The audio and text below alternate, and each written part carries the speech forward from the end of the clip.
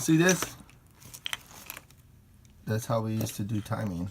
Well, I never really did timing like this. I saw my dad do it. Guess you put this around one of the spark plug cables and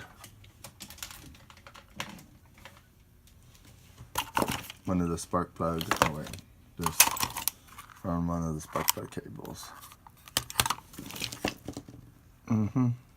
Sears too. Yep. And then I think you put these on the battery to power it. I saw someone on YouTube use a timing light on one of their Volkswagen Jettas, the one I'm working on. I'm not sure what he was trying to do with it. You pull the trigger, I guess, every